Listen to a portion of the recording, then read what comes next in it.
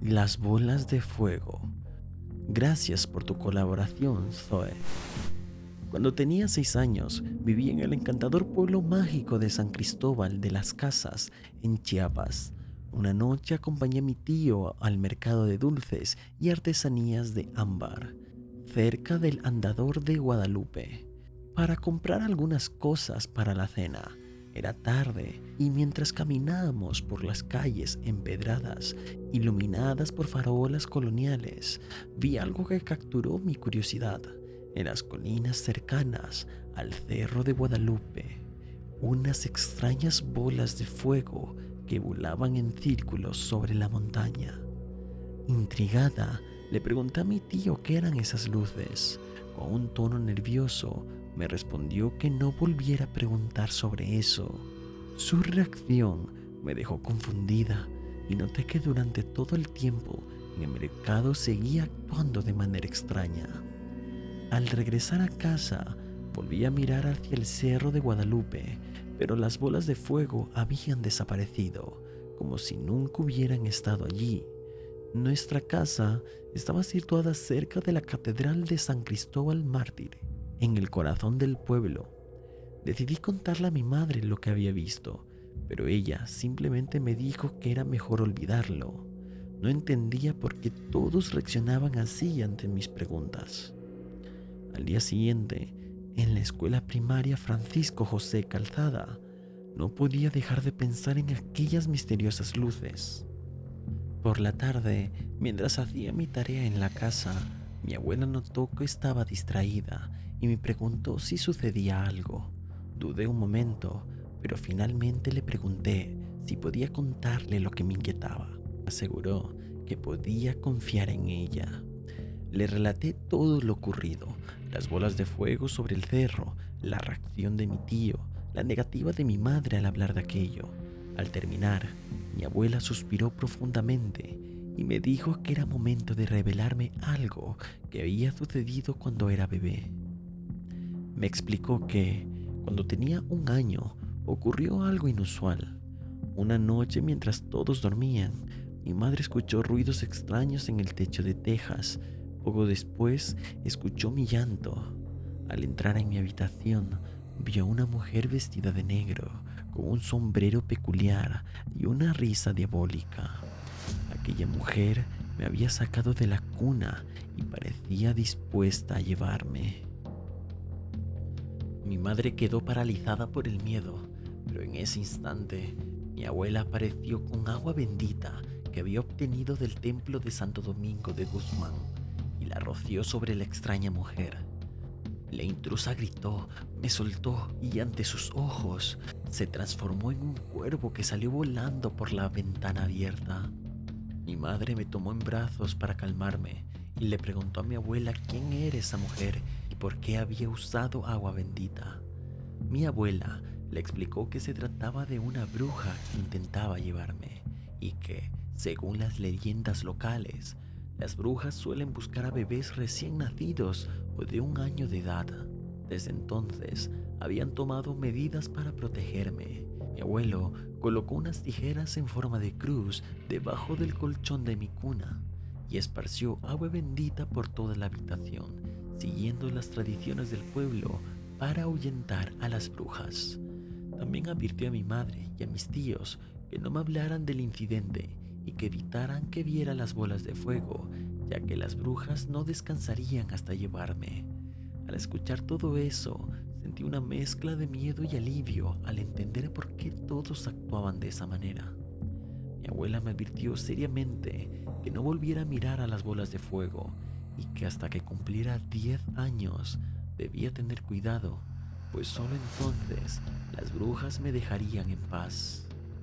Durante los años siguientes, cada vez que salía de noche por las calles coloridas y adoquinadas de San Cristóbal de las Casas, evitaba mirar hacia el Cerro de Guadalupe, aunque sentía la presencia de las bolas de fuego. La curiosidad me invadía, pero sabía que debía protegerme. A veces, mientras paseaba por el Andador Real, escuchaba susurros y relatos de otros habitantes sobre luces extrañas y apariciones en el cerro. Lo comentaba mi inquietud. Las leyendas de brujas y seres mágicos eran comunes en nuestro pueblo, enriqueciendo la atmósfera mística que lo caracterizaba. Finalmente, al cumplir 10 años, aquella maldición pareció desvanecerse. Las noches dejaron de estar marcadas por las misteriosas luces sobre el Cerro de Guadalupe y por fin pude vivir en paz, sin el temor que me habían acompañado durante tanto tiempo. Ahora podía disfrutar plenamente de la belleza y magia de San Cristóbal de las Casas, sin mirar sobre mi hombro en busca de sombras del pasado. La sombra. Gracias por tu colaboración, Marcela. Crecí envuelta en un manto oscuro de las historias familiares, cada una más inquietante que la anterior. En Ipiales, una ciudad fría y brumosa en la frontera sur de Colombia, los relatos de mi padre sobre mujeres etéreas caminando sobre las aguas negras del río Guaitara, o los susurros de mi abuelo sobre los árboles del Parque 20 de Julio que gemían secretos ancestrales en la noche. Solo era el preludio de una sinfonía macabra que pronto me engulliría. Mis primos, bendecidos con el don de la comunicación con los ángeles, palidecían ante mi maldición. Desde pequeña, la muerte me acechaba, no como una idea abstracta, sino como una presencia tangible.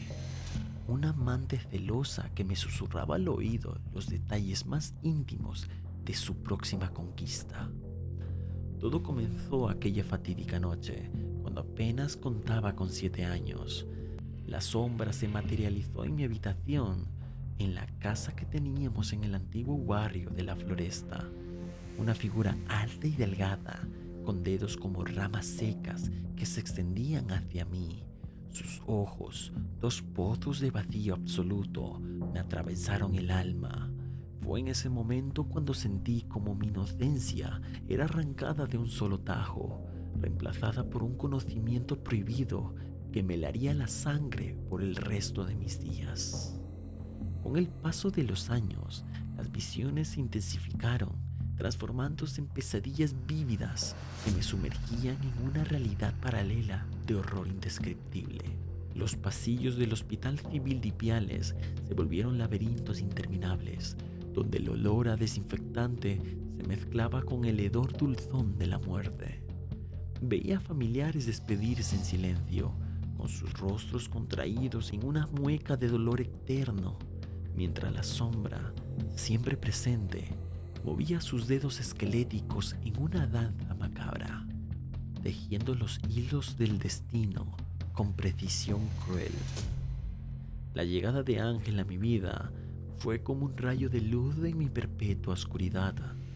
En nuestra habitación, su cuerpo cálido junto al mío parecía mantener a raya los terrores nocturnos, y por un breve momento creí haber encontrado la paz, pero la sombra, celosa y posesiva, no estaba dispuesta a dejarme ir tan fácilmente.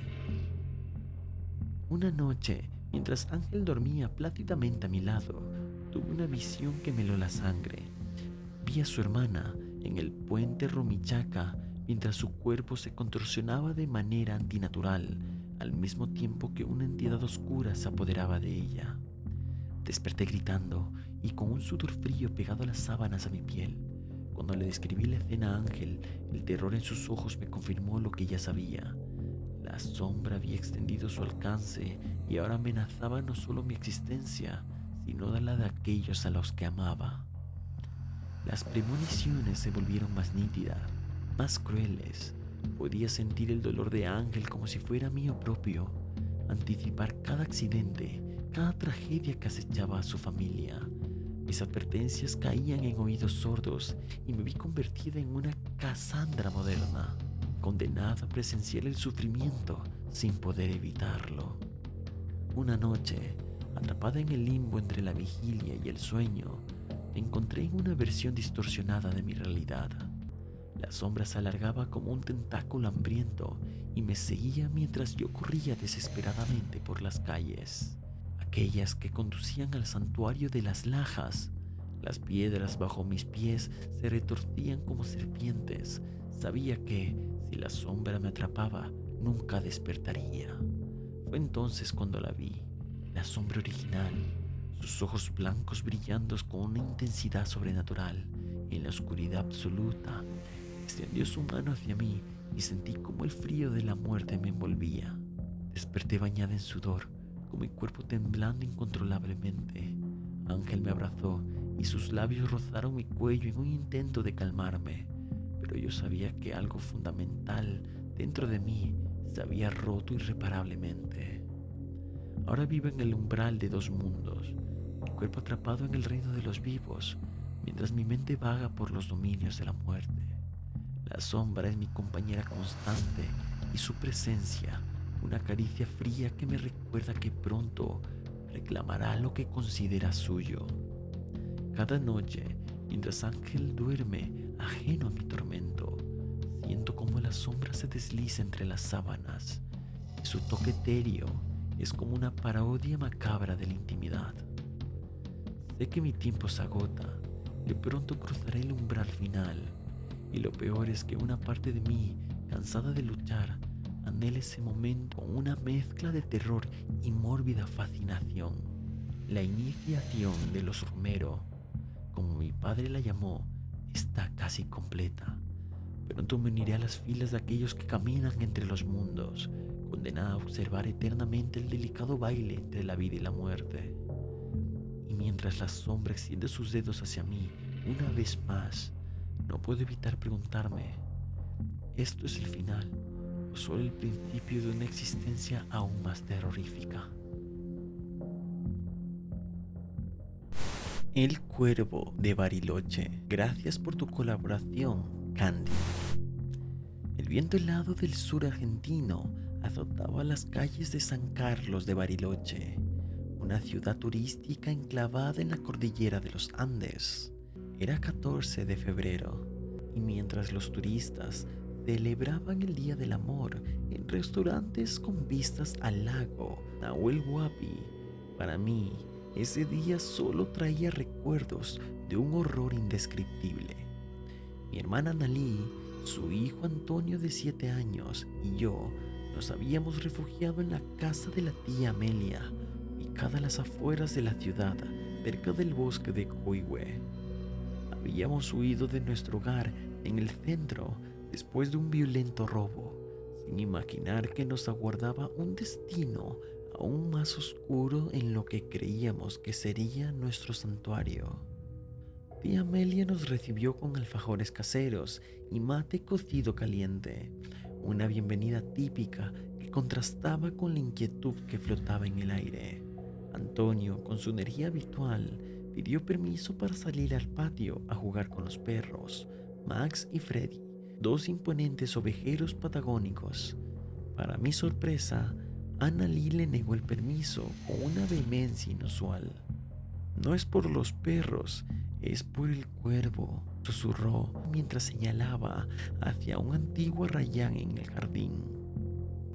Seguí su mirada y me estremecí. Posado en una rama retorcida, un cuervo de tamaño antinatural nos observaba con ojos que parecían brillar con una inteligencia maligna. Su plumaje era de un negro tan profundo que parecía absorber la luz a su alrededor. En esa ocasión el silencio opresivo de la casa me mantenía en vela. El viento aullaba entre los árboles, creando sombras danzantes en las paredes. Pasada la medianoche, me levanté por un vaso de agua y decidí checar a Antonio. El terror me invadió al encontrar su cama vacía.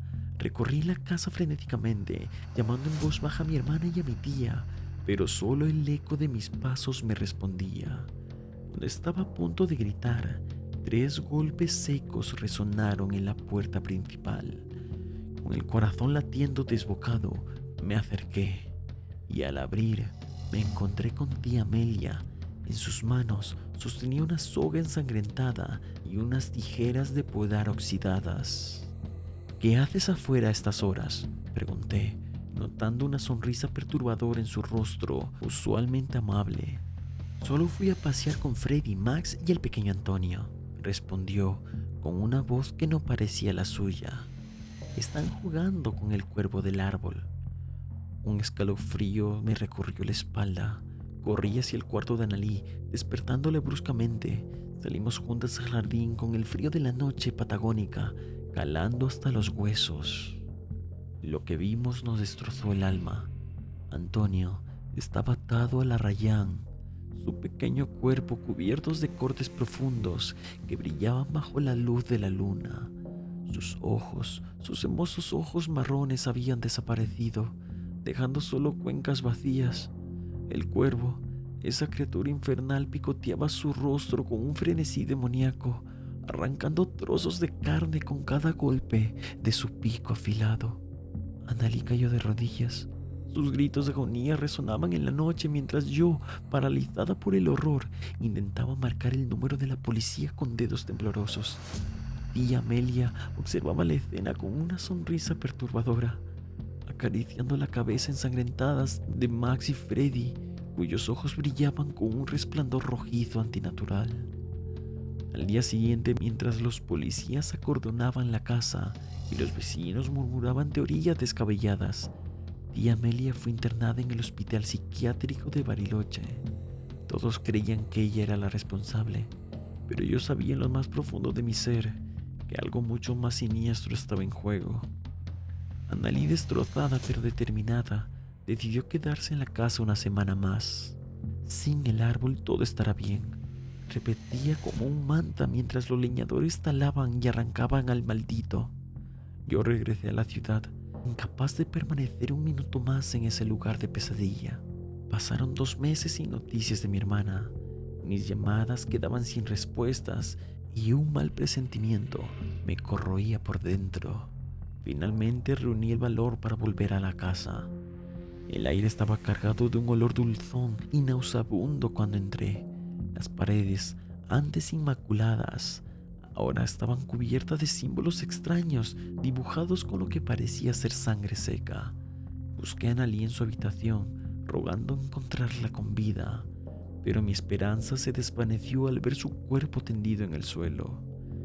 Yacía en el centro del círculo de velas negras, su piel pálida y cerosa, sus ojos, al igual que los de Antonio, habían sido arrancados, y allí, posado sobre su pecho abierto, como una grotesca parodia de un animal disecado, estaba el cuervo. Me miró fijamente con sus ojos, ahora de un marrón familiar que reconocí con horror como los de mi sobrino. Huí de esa casa maldita, con mis gritos perdiéndose en el viento del sur. Desde entonces he intentado olvidar, pero el cuervo sigue acechándome en mis sueños. Lo veo en cada sombra, en cada rincón oscuro de Bariloche, y sé, con una certeza que me hiela la sangre, que nunca estaré a salvo, porque en las noches sin luna, cuando el viento sopla desde la cordillera, puedo escuchar el batir de alas y el graznido burlón que me recuerda que tarde o temprano el cuervo vendrá por mí. Duendes protectores. Gracias por tu colaboración, Shirley. Hola Raptor, te cuento una historia que hasta el día de hoy me acompaña. Desde que nos mudamos a nuestra actual casa, ya hace muchos años, algo no estuvo bien. Yo lo supe desde la primera noche. Apenas tenía 6 o 7 años y aunque nadie más lo notaba, había sombras que se movían en las esquinas. Eran furtivas, como animales sagaces que no deberían estar allí. Vivíamos en una zona donde no se permitían mascotas y además lo que veía no se parecía a ningún animal conocido. Y lo peor era la sensación constante de que algo desde algún rincón oscuro me observaba. Antes de mudarnos, mi vida había sido sencilla. Los días transcurrían entre juegos, ir a la escuela y las visitas familiares. Mi hermana menor aún no había nacido y mi mundo giraba en torno a las cosas normales de la infancia. Mis padres no creían en supersticiones, y menos en historias de fantasmas. Para ellos, la mudanza representaba una nueva oportunidad, una casa más grande en las afueras, pero para mí, Cada rincón de aquella casa vieja se sentía cargado de una extraña oscuridad. Las primeras semanas, las sombras eran rápidas, como si solo las viera por el rabillo del ojo. Mi madre decía que era mi imaginación, que las casas antiguas normalmente crujen y tienen rincones oscuros, pero yo sabía que no era solo eso. Las noches comenzaron a volverse más inquietantes y el aire pesado, como si algo se instalara en cada habitación, esperando el momento adecuado para aparecer. Y entonces comenzaron los sueños. Cada noche el sueño era el mismo. Caminaba solo hacia un bosque que no conocía. Los árboles eran altos, con ramas que parecían retorcerse en direcciones imposibles. Allí, en medio del claro, la veía, una niña de unos 12 o 13 años, balanceándose con sus manos en las ramas de un árbol. Su risa resonaba en el aire, mezclándose con el sonido del viento. A veces me hablaba, me llamaba por mi nombre, y aunque despertaba lleno de terror, sentía una extraña necesidad de volver al sueño. Quería saber más de ella, aunque algo en mi interior me decía que no debía buscar respuestas. El ambiente en casa seguía cargado de tensión, pero solo yo lo notaba. Los días transcurrían lentamente, mis padres ocupados con sus trabajos y yo siempre con esa sensación de estar bajo vigilancia. Había algo en las paredes, algo en los rincones de la casa que parecía moverse con vida propia. El primer gran susto ocurrió una noche lluviosa. Estaba en mi habitación, intentando dormir, cuando sentí un jalón fuerte de mis pies. Me incorporé de golpe, mi corazón latía con fuerza. No había nadie más en el cuarto, pero el miedo me paralizó. Intenté ignorarlo, pensar que era un sueño, pero entonces escuché el crujido de la puerta del armario abriéndose lentamente, como si algo o alguien estuviera espiándome desde allí. Esa fue la primera noche en la que llevé un rosario a la cama, esperando que me protegiera, pero al día siguiente lo encontré roto y las cuentas desparramadas por el suelo. Después de eso, las cosas solo empeoraron. En mi teléfono comenzaron a aparecer fotos de lugares que no conocía, bosques oscuros, casas abandonadas y a veces la imagen borrosa de una niña. Intenté borrar las fotos, pero siempre volvían. Mis padres empezaron a preocuparse por mí, creyendo que estaba inventando todo para llamar la atención, pero yo sabía la verdad. Algo oscuro se había instalado en nuestra casa, algo que nos vigilaba desde las sombras. El día en que mi hermana nació, las cosas se intensificaron aún más. Empecé a notar que las luces en la casa parpadeaban sin razón aparente, y las sombras, antes apenas perceptibles, comenzaron a tomar formas más definidas. Parecían figuras humanas, pero se movían de manera antinatural, como si no tuvieran huesos. Nadie más las veía, pero yo podía sentir su presencia, siempre acechando, siempre esperando un momento de debilidad. Pasaron los años y mi hermana era aún muy pequeña, cuando una mañana, mientras se preparaba para ir a la escuela, vi a la niña del sueño correr desde el armario hasta mi cama y desaparecer en el trayecto. Sentí un escalofrío recorrer mi espalda. Ese mismo día, cuando volvía del colegio, encontré una marca de mano en la puerta del baño, fresca, como si alguien hubiera estado allí hace apenas unos segundos. Llamé a mi madre, quien no pudo ignorar lo que ocurría. Las cosas habían llegado a un punto en el que el miedo ya no era solo mío. Las noches comenzaron a volverse insostenibles. Los ruidos en las paredes, las puertas que se abrían y cerraban solas, y esa constante sensación de ser observado se volvieron insoportables. Mi hermana comenzó a llorar sin razón aparente y se provocaba daño ella misma. Mi madre, desesperada, decidió que necesitábamos ayuda, pero ningún terapeuta entendía lo que pasaba.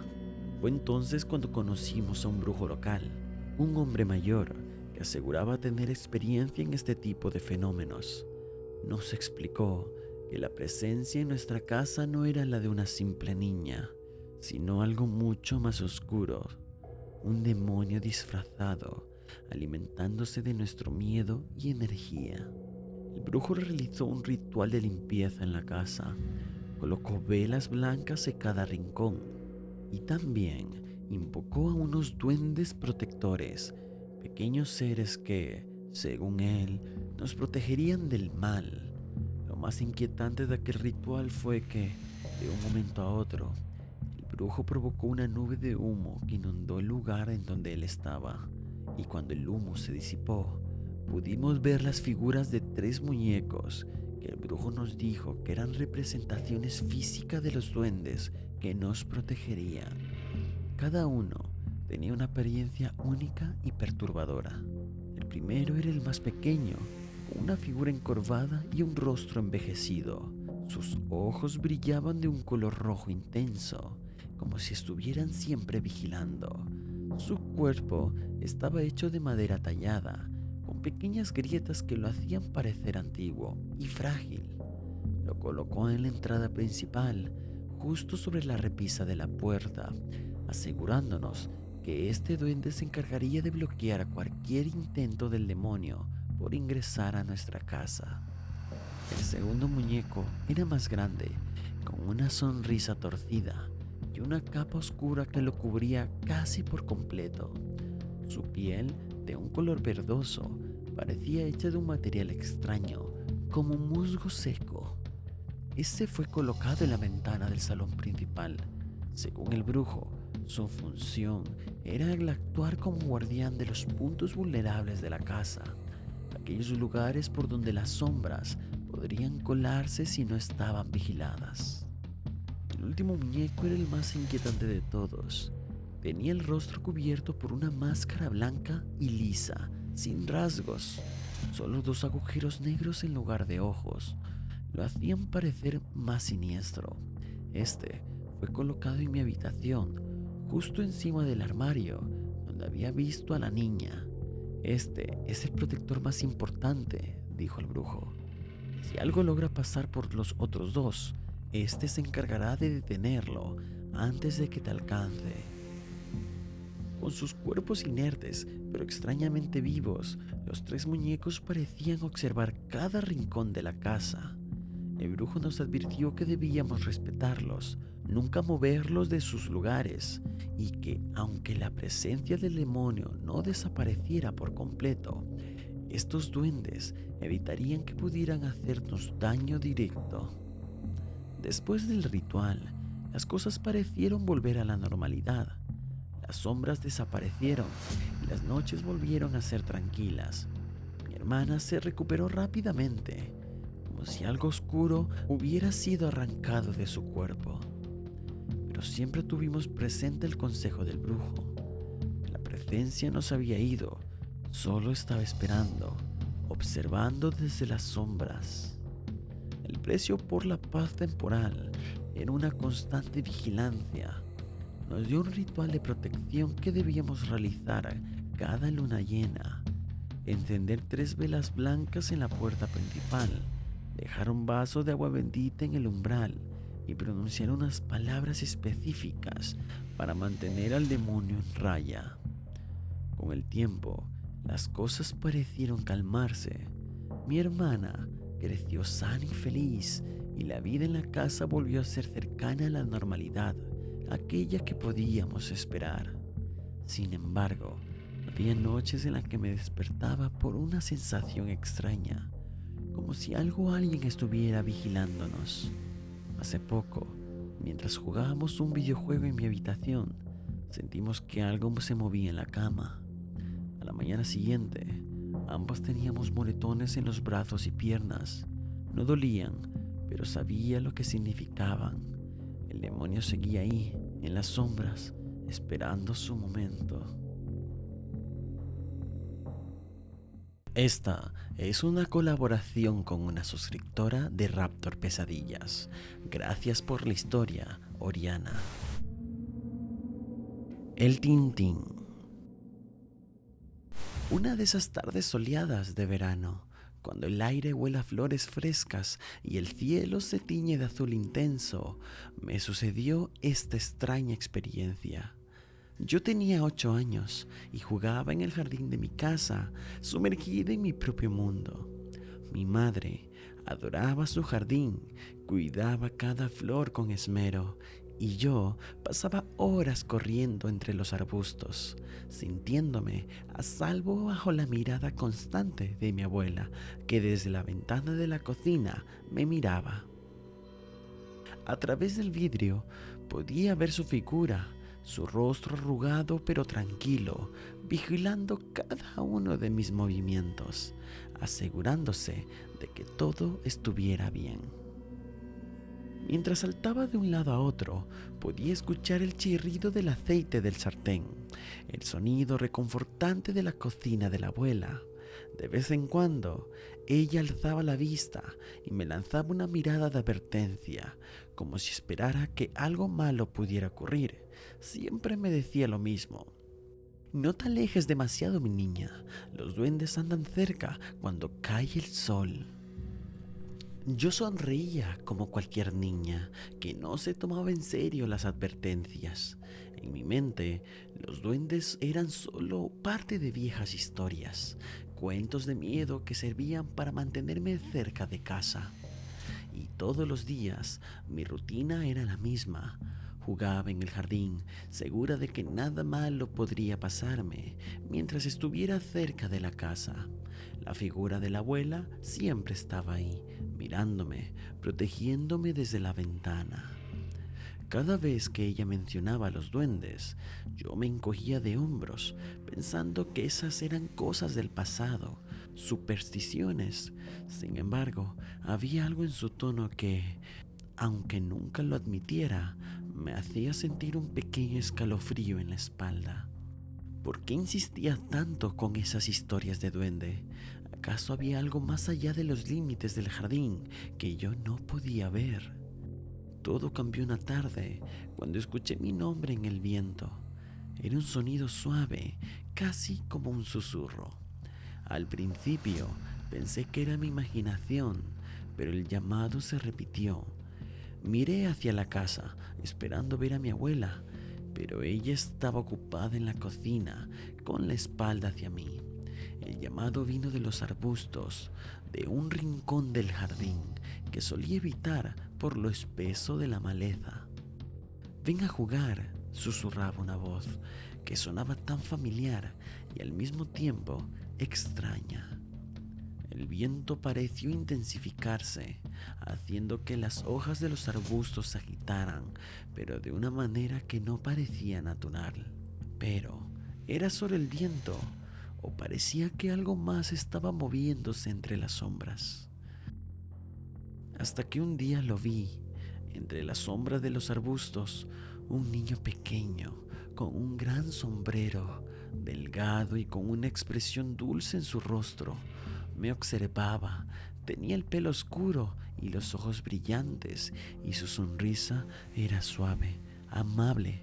Se agachó casi como si estuviera jugando a las escondidas, y su mirada me invitaba a acercarme. El aire a su alrededor parecía vibrar, como si la realidad misma se distorsionara con su presencia. ¿Quién era este niño misterioso? ¿Cómo había llegado al jardín sin que mi abuela lo notara? Y lo más importante, ¿por qué sentí esa mezcla de curiosidad y temor al verlo? «Ven», dijo, «tengo juguetes nuevos. Si vienes conmigo, podemos comer dulces y jugar toda la tarde». Su voz era melodiosa, casi hipnótica. Cada palabra parecía resonar en mi mente, borrando cualquier duda o miedo que pudiera tener. El sonido de su voz hacía que las flores a mi alrededor se inclinaran hacia él, como si incluso la naturaleza estuviera bajo su hechizo. Me quedé inmóvil, observando a este niño. Nunca lo había visto antes, y algo en él no me cuadraba. Le pregunté quién era, pero él solo sonreía, una sonrisa que se ensanchó de una manera inquietante. Mi instinto me decía que algo estaba mal, pero había algo en su tono, en la promesa de dulces y juegos, que parecía irresistible. Sin darme cuenta, mis pies empezaron a moverse hacia él, como si no los controlara yo misma. Y entonces noté algo extraño. Sus zapatos estaban al revés. Un frío indescriptible me recorrió la columna vertebral. Recordé las historias de mi abuela, las veces que me había advertido sobre los duendes, criaturas que tomaron la forma de niños para engañar a los incautos. Pero la única pista de su verdadera naturaleza eran sus pies, siempre al revés. El niño me sonrió de nuevo, pero ahora esa sonrisa se torció en algo mucho más siniestro. Sus ojos, que al principio parecían amables, se agrandaron, oscureciendo hasta volverse dos pozos negros y brillantes. Ingenua, ¿acaso las advertencias de mi abuela no habían sido suficientes?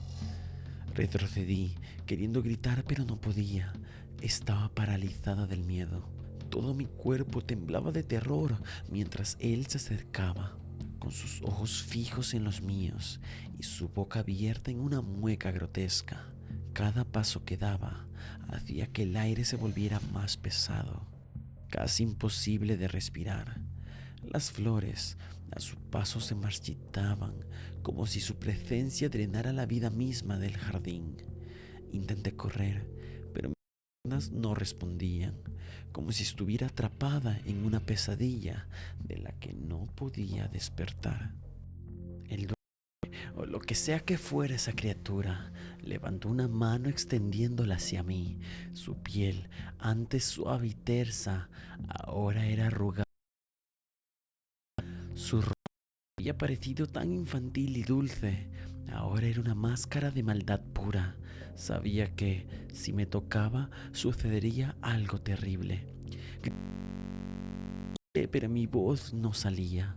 Todo lo que podía hacer era mirar esos ojos vacíos y saber que estaba completamente a su merced. Era este el fin. Llevaría el Tintín a un lugar del que nunca podría regresar, hasta que finalmente, de algún modo, logré su grito. Fue un grito agudo, desesperado, lleno de terror. El sonido rasgó el aire y por un segundo el duende se detuvo. Fue solo un momento, pero fue suficiente. El tiempo pareció congelarse y en ese instante de silencio pude escuchar el latido frenético de mi corazón. Mi abuela, que debía haber escuchado mi grito desde la cocina, salió corriendo hacia mí. Su figura delgada y encorvada apareció en el jardín con una mata de ortiga en su mano derecha, amenazando a la aparición. Y cuando el duende la vio, no corrió, solo desapareció en un instante. Simplemente se fue escondiendo entre los arbustos, dejando su risa aguda resonando en el aire como una burla. Las flores que se habían marchitado con su presencia volvieron lentamente a la vida, como si despertaran de una pesadilla. Caí al suelo incapaz de moverme. Las lágrimas rodaban por mis mejillas mientras mi cuerpo temblaba. Mi abuela llegó a mi lado y me abrazó fuerte. Sin una palabra, no me preguntó qué había pasado, ni me pidió que le explicara lo que había visto. No hacía falta, ella lo sabía, lo había visto antes. ¿Cuántas veces mi abuela había visto al Tintín? ¿Qué secretos guardaba sobre esas criaturas que acechaban en las sombras de nuestro jardín? Esa noche no pude dormir. Cada vez que cerraba los ojos veía esa sonrisa torcida, como si aún en cualquier momento pudiera volver a escuchar mi nombre como un susurro en el viento. Las sombras en las esquinas de mi habitación parecían mover. El crujido de la casa me hacía saltar. Intenté contarles a mis padres lo que había ocurrido, pero solo mi abuela me creyó. Los demás pensaron que solo había sido una pesadilla, una fantasía provocada por la imaginación de una niña. ¿Cómo podían no ver la verdad? ¿Acaso el mundo de los adultos estaba tan ciego a las amenazas que acechaban en la oscuridad? Pero la abuela sabía la verdad. Esa noche, cuando me acosté, ella se sentó a mi lado en silencio. No me dijo que todo estaría bien, no me prometió que el duende no volvería. En lugar de eso, me habló de su infancia, de cómo ella también había visto al Tintín cuando era pequeña. Me contó que había pasado años mirando por encima del hombro, esperando ver esos ojos oscuros observándola desde las sombras. El miedo nunca se va, mi niña, me dijo acariciándome el cabello, pero aprenderás a vivir con él. Sus palabras, aunque intentaban consolarme, solo sirvieron para confirmar mis peores. Desde ese día, el jardín dejó de ser mi refugio. Ya no jugaba allí sola, ya no me sentía a salvo entre las flores y los árboles. Cada vez que miraba hacia los arbustos, esperaba ver al Tintín, acechando. Sabía que estaba ahí, en algún lugar observando y esperando. Y aunque intento olvidarlo, el miedo siempre estaba presente. ¿Alguna vez volvería a sentirme segura? ¿O el Tintín había robado para siempre mi inocencia y mi paz? Mi abuela seguía vigilando el jardín desde la ventana y yo sabía que ella entendía. Aunque el Tintín había desaparecido esa tarde, ambas sabíamos que nunca se había ido del todo.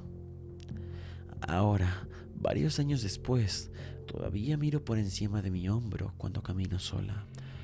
Todavía siento un escalofrío cuando el viento susurra entre los árboles. Mi abuela siempre me lo dijo, debes tener cuidado, me advertía, con ese brillo de miedo en sus ojos. Tienes el cabello largo, las cejas pobladas y esa piel velluda que atrae al Tintín. No te olvides, mi niña, él vendrá por ti algún día. Y aunque ahora soy grande, esas palabras siguen resonando en mi cabeza, como un eco constante que no me deja en paz. Ella sabía que, incluso cuando creces, el Tintín no se olvida de ti.